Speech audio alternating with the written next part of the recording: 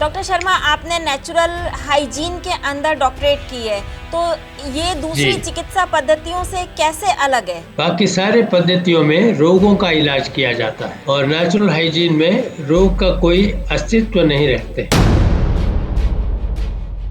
3 पीढ़ियों से हमारे परिवार में किसी ने दवाई नहीं ली। पतंजलि ने निकाल दी है दवाई कोरोना की, तो आपका इस विषय में क्या कहना है? दवाई के जरिए उसके जो रोग के चिन्ह हैं और निशानियां हैं उसको मिटाना जो है वो साइंटिफिक नहीं है। रोग को अनुभव करके जो भी जितने भी निशानियां हैं उसको ना सोच करके सिर्फ स्वास्थ्य को बढ़ाने का तरीका अपना ले तो वो सब रोग से मुक्त हो सकते हैं। रोग जब आता है तो हमारे जीवन शैली को बदल करके स्वस्थ जीवन शैली में चलाएं और ये रोग आया हुआ रोग तुरंत चला जाएगा। नमस्कार, D5 चैनल हिंदी देख रहे दर्शकों का मैं वंदना स्वागत करती हूँ। आज हमारे साथ जुड़े हुए हैं डॉक्टर अरुण शर्मा जी, जिन्होंने की नेचुरोपैथी में नेचुरल केयर के अंदर डॉक्टरेट की हुई है। डॉक्टर शर्मा, आपका बहुत बहुत स्वागत है हमारे इस प्रोग्राम में। हमें बहुत खुशी है कि D5 चैनल में हमें बात करने का मौका मिल रहा है। आपके दर्शकों के साथ हम अपने विचार शेयर करेंगे। डॉक्टर शर्मा, आपने नेचुरल हाइजीन के अंदर डॉक्टरेट की है, तो ये दूसरी चिकित्सा पद्धतियों से कैसे अलग है? बाकी सारे पद्धतियों में रोगों का इलाज किया जाता है और नेचुरल हाइजीन में रोग का कोई अस्तित्व नहीं रखते। रोग को स्वास्थ्य की कमी ही मानते हैं और स्वास्थ्य को बढ़ाने के लिए प्राकृतिक मार्ग से जो भी तरीका है उसको अपनाते हैं और जीवन शैली को और स्वस्थ जीवन शैली बनाते हैं। इससे स्वास्थ्य की वृद्धि होती है। जैसे ही स्वास्थ्य वृद्धि होती है रोग दूर हो जाते हैं, ऐसे हमारा मानना है। और 200 साल पुराना ये पद्धति अभी हमने हमारे खुद परिवार के अंदर 3 पीढ़ियों से ये चला आ रहा है और हमारे दादाजी आचार्य लक्ष्मण शर्मा इसके इलाज खुद वेस्टर्न डॉक्टर के जरिए किया था। उन्होंने डॉक्टर लुई कूने के किताब पढ़ के अपना इलाज किया। जब वो उसमें अच्छे हुए तो उन्होंने कहा कि ये जितने भी विधान इसमें बताए गए हैं ये तो असल में पुरातन प्राकृतिक भारतीय संस्कृति से जुड़ रहा है, क्योंकि थोड़ा थोड़ा पानी पीने के लिए कहते थे तो उसको वो कहते थे कि हमारे संस्कृति में तो आचमन करने का तो विधि है ही। ऐसे कई विधियों को देख करके उन्होंने संस्कृत के जितने भी ग्रंथ हैं हमारे पुरातन, उन ग्रंथों में उन्होंने खोज की। जितना खोज किया उतना इनको इन्फॉर्मेशन मिलता गया और उसको जोड़ के उन्होंने संस्कृत में ग्रंथ बनाया जिसको कहते हैं स्वाधीन स्वास्थ्य महाविद्या। वही हमारा बेसिक बुक है। उसी के अनुसार हमारा चिकित्सा पद्धति चलता है। 3 पीढ़ियों से हमारे परिवार में किसी ने दवाई नहीं ली। हमारे चौथा जनरेशन हमारे बच्चे और हमारे पोते उन लोगों को भी दवाई नहीं देते। हम वैसे ही स्वस्थ रहते हैं। जब कभी बीमार हो जाते हैं तो उपवास कर लेते हैं, प्राणायाम कर लेते हैं, पानी पी लेते हैं, एक ही दिन में 2 दिन में ठीक हो जाते हैं। ये चिकित्सा पद्धति स्वास्थ्य को बढ़ाने का है।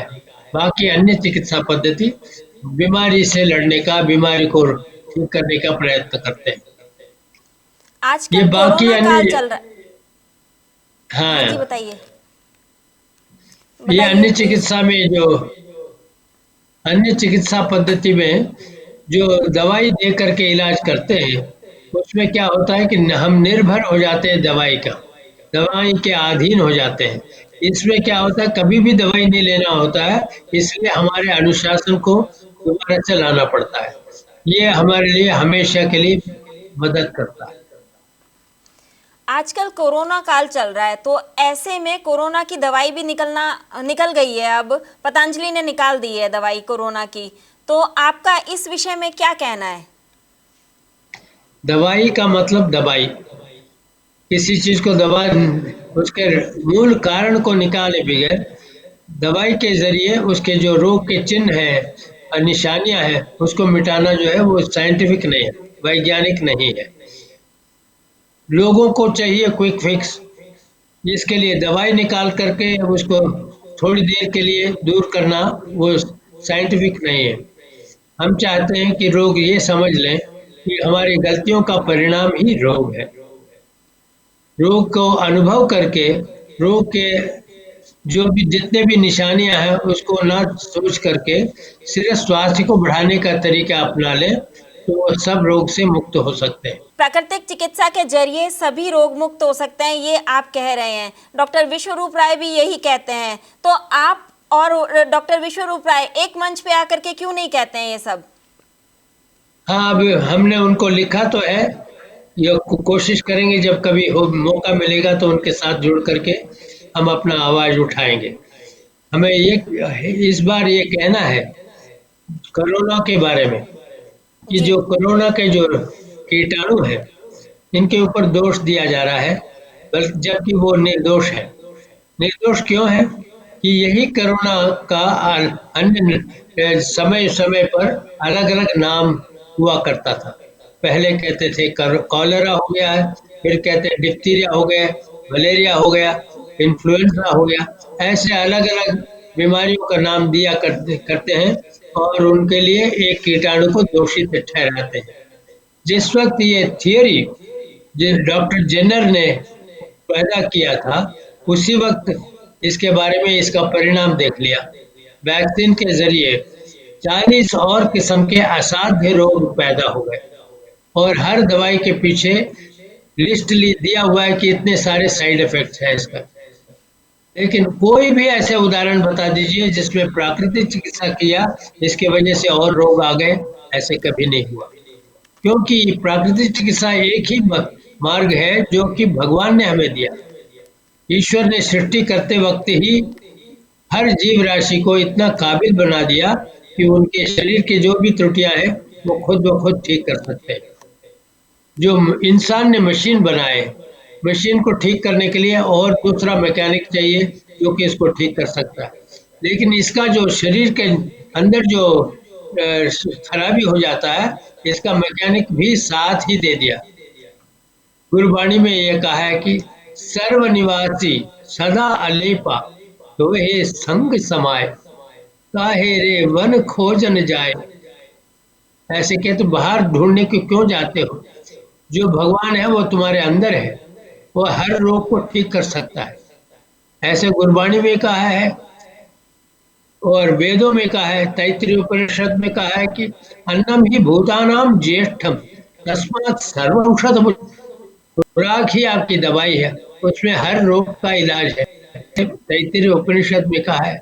भगवत गीता में इसका प्रूफ दिया है कि जो भी रोग होता है उसको ठीक करने के लिए मैं तुम्हारे अंदर हूँ।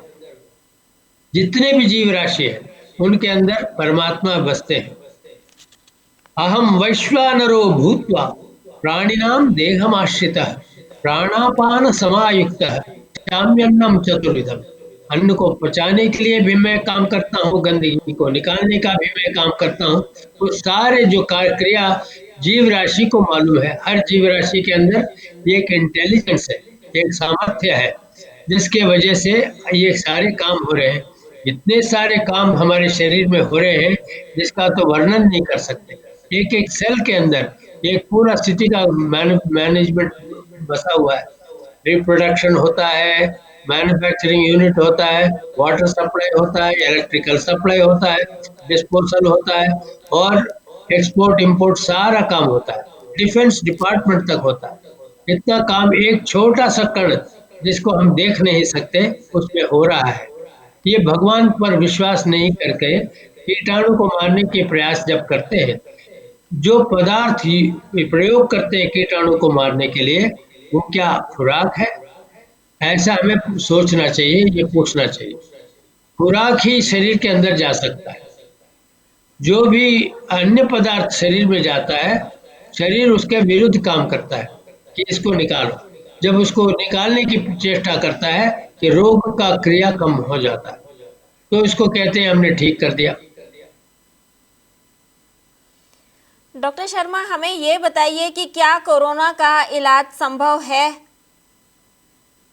कोरोना का संभव ही नहीं है, हुआ है। हमारे अनुयायी जो 10 लोग को यही शिकायत था, उसमें 8 लोगों का तो पॉजिटिव आया हुआ था और 2 लोगों ने परिशेषण नहीं किया, इसका एग्जामिनेशन नहीं किया। वो कहते थे कि हम वहाँ जाएंगे तो हमें वहाँ ठहरे क्वारंटाइन कर देंगे, इसलिए 2 लोगों ने वहाँ जाकर नहीं इलाज कराया, अपने आप ही करा लिया। जो 8 लोग वहाँ गए थे, पॉजिटिव टेस्ट आ गए थे, उनको जो क्वारंटाइन दिया गया, उस अवस्था में उन्होंने प्राकृतिक चिकित्सा किया और बिल्कुल ठीक हो गए। फिर दोबारा जाके टेस्ट करा लिया। ये कोरोना में बहुत सारे डाउट्स होता है। ये कहते हैं कि ये सिम्टम्स होते हैं, लेकिन पता नहीं ये सिम्टम्स है कि नहीं। खांसी जुकाम तो हमारा भाई सदियों से चला आ रहा है, इंसान के खांसी होता है, जुकाम होता है, ये सब भी प्रोटेक्टिव मैकेनिज्म है। खांसी क्यों हो रहा है? शरीर को अंदर से जो बलगम जमा हुआ है उसको निकालने के लिए होता है। और जुकाम क्यों हो रहा है? शरीर के अंदर तापमान बराबर से नहीं बढ़ा हो और बाहर का तापमान और शरीर के अंदर का तापमान में बहुत ज्यादा अंतर हो, तो थोड़ा बलगम नाक में आके रुक जाता है। उस बलगम के जरिए जब हवा जाता है, उसका तापमान बदल कर अंदर जाता है। इसमें शरीर की रक्षा होती है। इसलिए जुकाम हो या खांसी हो, इसको लड़ने के लिए कोशिश नहीं करना चाहिए, बल्कि स्वास्थ्य को बढ़ाना। जैसे व्यायाम कर लिया, जुकाम है तो रनिंग करो, रनिंग करते ही सारा तापमान बढ़ जाता है बराबर, हार्ट और अच्छी तरह से पंप करता है और ये लंग्स बहुत अच्छी तरह से काम करने लगता है। सारे अंग एक दूसरे से अच्छा कोऑर्डिनेट करते हैं, एक दूसरे से संभाषण करते हैं और एक दूसरे को मदद करते हैं। ये पूरा शरीर के अंग अलग अलग नहीं है, ये पूरा शरीर एक होकर के काम करता है। ये सब जान करके हमने, हमारे दादाजी ने हमें सिखाया और हमारे इतने पूर्वजों ने देख लिया, ये ठीक है। वेदों के समय से लेकर आज तक ये सच रहा है और हमेशा सच रहेगा। क्या आपने सरकार में कोई अपील करी है कि ये पाठ्यक्रम में शामिल होना चाहिए? हमने लिखा तो है, लेकिन उसका असर अभी तक तो हुआ नहीं। कुछ लोगों ने इसके ऊपर श्रवण किया है, वो कोशिश कर रहे हैं कहने के लिए। जैसे नाम तो नहीं ले सकता, उनका नाम नहीं ले सकता, लेकिन कुछ ऑफिशियल्स हैं जो हेल्थ मिनिस्ट्री में काम करते हैं, उन्होंने इसको अप्रिशिएट किया। लेकिन आगे में संदेशा जाएगा या नहीं पता नहीं। आयुष मिनिस्ट्री से भी कुछ लोग जुड़े हुए हैं और हमें तो पता है कि दिल्ली गवर्नमेंट में केजरीवाल जी ने नेचर क्योर करके उनको लाभ हुआ और प्राकृतिक चिकित्सा का लाभ तो दुनिया भर में लोगों ने देखा हुआ है। मैं रहता हूँ अमेरिका में और वहाँ भी इसका बहुत प्रचलन होता है। क्या आप दर्शकों को कुछ अपील करना चाहेंगे या दर्शकों को कुछ संदेश देना चाहेंगे? हाँ, prevention is better than cure बोलते हैं। रोग होने से पहले रोग का रोकथाम कर लें, वो ज्यादा अच्छा है कहते हैं लोग। लेकिन हम कहते हैं कि रोकथाम ही हमेशा करना चाहिए। रोग हो जाने पर भी जो रोकथाम के लिए नियम अपनाया, उसको और सख्ती से उसको प्रैक्टिस करिए, तो रोग, आया हुआ रोग भी चला जाएगा। जो रोग का चिन्ह है उससे डरना नहीं। विश्वास शास्त्र सिद्धांते भरन्यास परात्मनि भयराहित्य मित्येतत् त्रयं मानस भेषजम। हर इलाज का शुरुआत मन से होता है। मन में अगर ये डर को रखे रहे तो इलाज नहीं होगा। शास्त्रों में दिए गए जितनी सच्चाई है उस पर विश्वास करिए, भगवान पर अटूट विश्वास करिए कि हमेशा हमारे भगवान हमारे अंदर हैं और हमें बचाने के लिए ही ये सब कर रहे हैं, हमें बचाने के लिए ही रोग ला रहे हैं। रोग जब आता है तो हमारे जीवन शैली को बदल करके स्वस्थ जीवन शैली में चलाएं और ये रोग, आया हुआ रोग तुरंत चला जाएगा। और आने से पहले इसी को अच्छी तरह से निभाइए। क्या क्या नियम है? एक तो समय समय पर उपवास करना, वायु, तेज, अग्नि और जल, इसका प्रयोग करना सीख लेना। कैसे अलग अलग तरीके से इसका प्रयोग होता है, जिससे कि स्वास्थ्य का वृद्धि होता है और रोग का नाश होता है। ये जानने के बाद, और व्यायाम सबसे जरूरी, खूब व्यायाम करिए, दौड़ लगाइए और प्राणायाम करिए और सूर्य के तेज को, सूर्य की रोशनी को शरीर पे पड़ने दीजिए और इससे स्वास्थ्य बढ़ता है। तो ऐसे स्वास्थ्य को बढ़ाते रहिए, स्वास्थ्य की रक्षा करिए, तो अपने आप ही रोग दूर हो जाएगा। यही मेरा संदेश है। आजकल कहते हैं मास्क लगाना भी जरूरी है और हाइजीन रखना कितना जरूरी है? ये हाथ धोने का बात तो बहुत अच्छा है। जितना सोच हाथ धोने में लगाते हैं, हाथ की सफाई, उतना ही सफाई शरीर के अंदर की सफाई में भी ध्यान लगाना चाहिए। उसको छोड़ देते हैं, खाना भले ही कुछ भी खा लो, सिर्फ हाथ धोने से काम हो जाएगा, ऐसे लोग सोचते हैं। हाथ धोने से कोई काम नहीं होता है। शरीर के अंदर की गंदगी ही रोग का कारण है। उसको समय समय पर जो हमारा मल निकलता रहे, इसके लिए देखभाल करना है। कॉन्स्टिपेशन ना हो, इसके लिए कैसे खाना खाना चाहिए? 3 खाने की रिक्वायरमेंट है: वाटर, फाइबर एंड लाइफ। पानी, रेशा और जीव। खुराक में जीव होना चाहिए। It is not the food in your life but the life in your food that matters, ऐसे बोलते हैं। खुराक में जीव नहीं हो तो वो एंजाइम्स नहीं बनेंगे, विटामिन को काम होगा नहीं। जितने भी एंजाइम्स बनते हैं, जितने भी शरीर के अंदर खुराक को खून बनाने में, परिवर्तन करने में मदद मिलता है, वो सब रुक जाएगा। ये नहीं कि कुछ भी खा लो स्वास्थ्य बन जाएगा। जीव उसके अंदर, खुराक के अंदर होना चाहिए। कच्चे सब्जियां और पके हुए फल, इनमें जीव है। ये कितना खाते हैं लोग? देख लो, कुछ भी नहीं खाते। पूरे दिन के लिए थोड़ा आधा किलो सब्जी लाते हैं तो वो 3 बार में बांट के खाते हैं। फैमिली ऑफ 4 और 5, इतना मिलता है सब्जी, थोड़ा बहुत मिलता है। दाल चावल और क्या क्या बना लेते हैं, किसी में सब्जी नहीं। हम लोगों के खुराक में क्या होता है? मेनली सब्जी होता है। सुबह फल का आहार खाते हैं, एक किस्म का फल। दोपहर को क्या खाते हैं? सलाद। अलग अलग किस्म के सब्जियों को मिला करके सलाद बनाते हैं, जिसमें नमक नहीं डालते हैं, नींबू नहीं डालते हैं।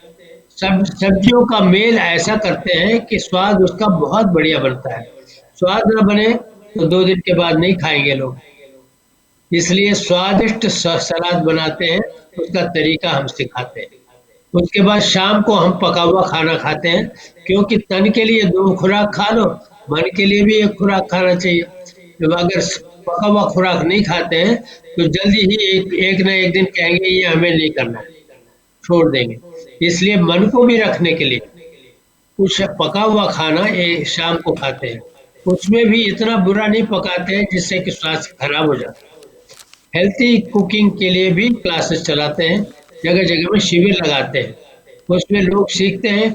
बहुत कई बीमार लोग आते हैं जिनका इलाज 15 साल से हो रहा है, दवाई खा के कोई फायदा नहीं हुआ। वो लोग आते हैं और 1 हफ्ता शिविर में रहते हैं, बहुत लाभ हो जाता है। वो सीख लेते हैं दवाई के बिना कैसे जी सकते हैं। डायबिटिक के लोग आते हैं, बिना दवाई का rest of the life they can spend without any medicine.